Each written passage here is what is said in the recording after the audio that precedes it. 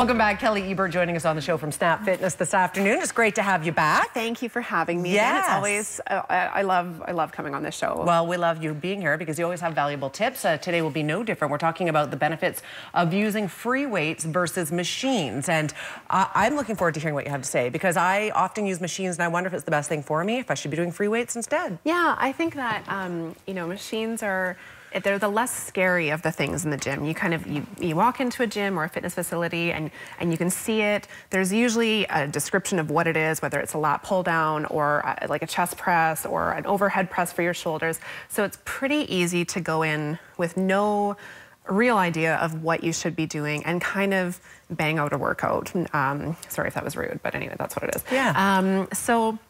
But the problem that we run into with machines is that every body is different and every body has differences within its body. So my shoulders are different than yours. We might even actually have an actual, like legitimate, if we had an x-ray, like my bone might look very different than yours. Sure. My right shoulder is very different from my left. Muay Thai is my sport that I love. This is my punching arm. This shoulder's like super jammed up and ridiculous. This one's like all flowy and lovely. So even for me, if I'm working on a machine, I'll just use like an overhead press as an example. So this is a traditional shoulder exercise that people perform. So usually the overhead press, you sit down, the machine only allows certain range of motion because it's guided, it's structured, so there is no freedom of movement within that joint. So for me though, my right shoulder is really tight and wants to rotate inwards like this, and my left shoulder doesn't want to do that. So I run into a real pinch here on my right shoulder if I'm not able to sort of rotate and move that according to what my body wants to do. And at the end of the day, yes, we're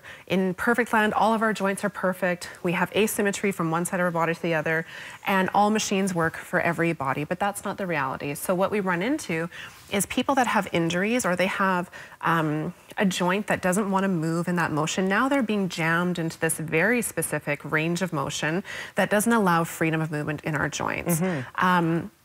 Same with hips. So we have, our joints are beautiful. If any of you get super curious, like get an anatomy book, like see how incredible your body is. So we have ball and socket joints and we have hinge joints, we have other joints, but we'll focus on ball and socket. So that's our shoulder and our hip. And it is literally what it sounds. So you have your socket, you have the ball, and it is able to move in this like almost 360-degree rotation. The challenge that we have when we're using machines, and it's a set structure and it's a set pattern of movement, is that we create wear and tear in exactly that range. So you create wear and tear in this kind of motion, but nothing happens here. So then what ends up happening is you get, you know, and lots of people can relate to this, they get this kind of pain in their shoulder, they can't really find where it comes from because it's not really coming from any particular point. But we've created so much wear and tear in this singular pain of motion that your joint starts to want to move to these other places for relief. But the problem is you haven't strengthened it in those positions. So that's where we end up with injury. You know, golfers who've been golfing for years and years and years, and then suddenly, you know, one year they go to swing the club and it's like, oh, that's not feeling that great. Or for an example, is it all right if I get up and start moving around? Give some examples, yeah. You know, this is a pretty traditional, most people are familiar with a squat. So we squat all the time. Like, we squat onto the toilet in the morning. We squat into the car. We squat into our tables. We squat into our chairs. And this is a really important range of motion. But if we're only ever doing this, for example, but then one day we're walking, we slip, and we need to do this, do we have that range of motion in the joint to allow us to do that? And then also, not only that, do we have the actual strength to catch ourselves safely so that we don't suddenly end up here and then we're like, and it's all over from there. And so very much like machines, if you're only ever to work here, but suddenly you need to be able to do this really quickly for whatever reason, you might not have that ability, you might not have that strength, and you might not have the flexibility. And it does lead to injury. So when we're talking about range of motion with joints, what we're really asking you to explore is the longevity that your workout allows you to have.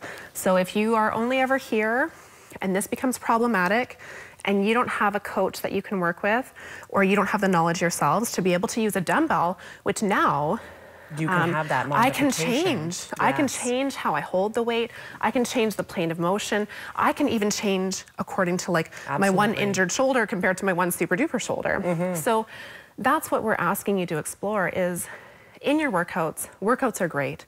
Everyone should move. But are you creating longevity in your joints and muscles? Or are you actually creating blocks?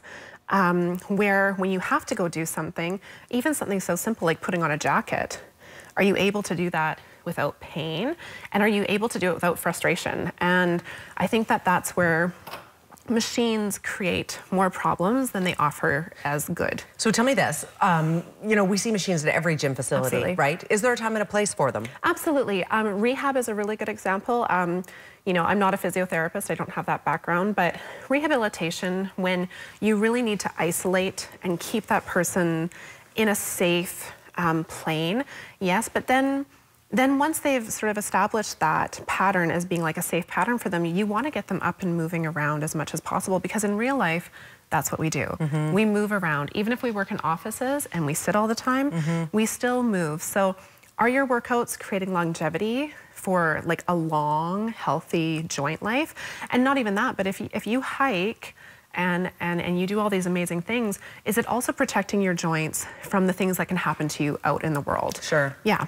So do you offer that to people in terms of figuring out the right workout plan that's going to sort of really be the most beneficial to your body? Absolutely. So you can come and chat with us anytime. I'm literally there all the time. But we also offer a range of motion screen. So it is a functional range of motion screen. So we do check the internal and external rotations of shoulders. We check your hip flexors. We check your hamstrings. We check your flexibility and your range of motion through your upper to mid back to make sure that if you are doing things that you're rotating properly, that you're able to do those things so that you don't create this sort of domino effect of injuries from like the top of your body down through the bottom. So that's available always. And if you are working with a coach or a trainer, or you are in another facility, make sure you ask about that. You know, if someone is prescribing exercise to you, which is what trainers are legally allowed to do, we're allowed to prescribe exercise to you.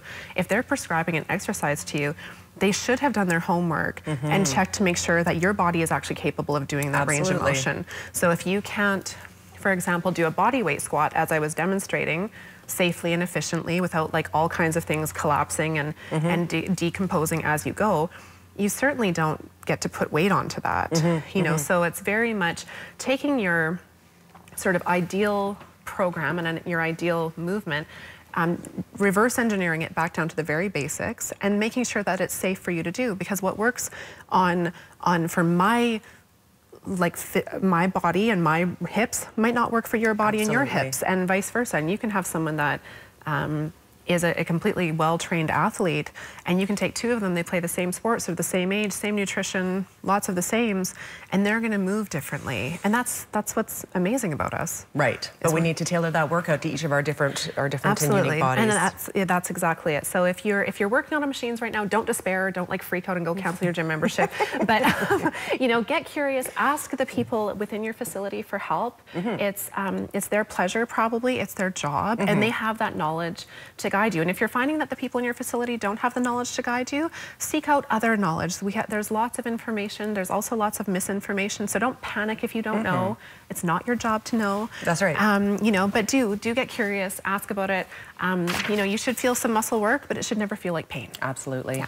Great advice today, Kelly. Thank you very much for being here. Thanks so much, Susan. Yeah, Snap Fitness. If you'd like to learn more about this, you absolutely can do that. All the information is on the screen. Snapfitness.com, along with the phone number 371-3200. Quick break. We'll be right back. Stay with us.